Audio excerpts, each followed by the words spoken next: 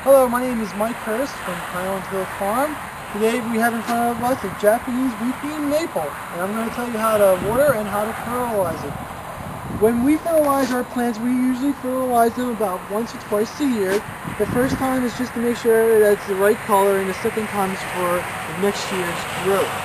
The reason that we are concerned about fertilizing for next year's growth is that a Japanese maple is considered to be a determinate plant.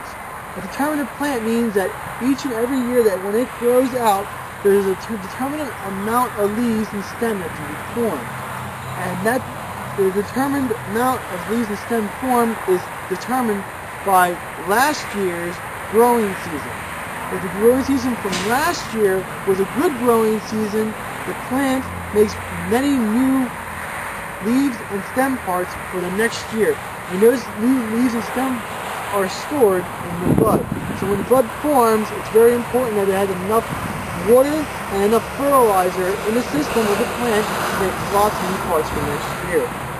When we fertilize for next year, we usually fertilize in about early August. That way that the fertilizer can get into the soil and get into the plant system. Because in about late August and into the fall time is when the buds start to form.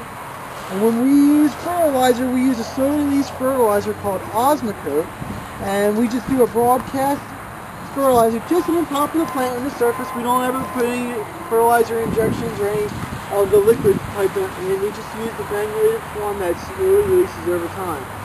Usually, Osmocote comes in different colors for different years, and we can see here we have some green and we have some white. The green stuff's from this year, the white stuff's from the other year. That way we know if we fertilized it or not. And when we fertilize, this is just an example of some Osmocote, we just pour it in our hand and we just do a light broadcast just over the top. Kind of like that, just making sure that there's enough fertilizer on there for it to last most of the year. Well, Osmocote comes in different kinds. You have to read a label for how long each one lasts and for the strength. The other topic we're going to talk about is how to water these guys one after you plant them. When you plant them, you should make sure that when you dig the hole out, just dig it a little bit wider than the pot itself, so that when you set the pot into the ground, there's a good gap between it, and you can fill in the dirt in between the pot, the plant, and the surrounding soil, making sure that there's no air pockets in there. You don't want to compact the soil around.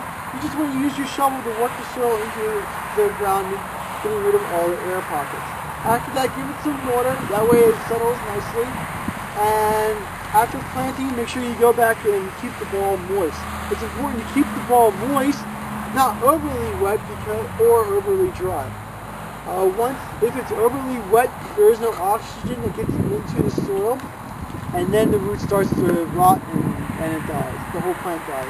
If it's too dry, the roots no longer grow and the plant wilts, and roots don't have cuticles on them, so once they dry out, they're toasted. So just make sure that keep it moist, and the plant should do fine. If you have any questions about the Japanese maple, just give us a call at 215-651-8329. Thank you. We're here at Highland Hill Farm on Route 313, and these are our real nice looking burning bush, Euonymus alatus compacta.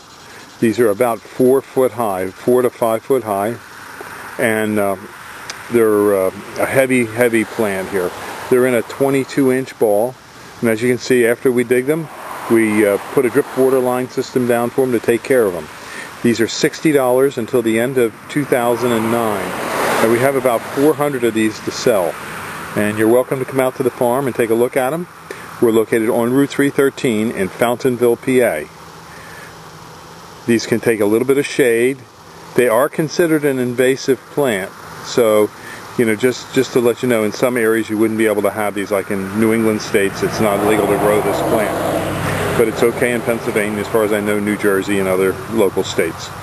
So just give us a call at 215-651-8329. This is a real nice looking bush, is it not? This is the burning bush. Thank you. This is Nandina. Give us a call, 215-651-8329. We have plenty of them here. Real nice evergreen. Only gets to be about 5-6 feet. These are nice heavy plants. This is a block of witch hazel vernalis. They run in here anywhere from about 4 to 5 up to 7 to 8, and some 8 to 9 down in the lower end. Beautiful heavy block. Very nice plants. Good native tree.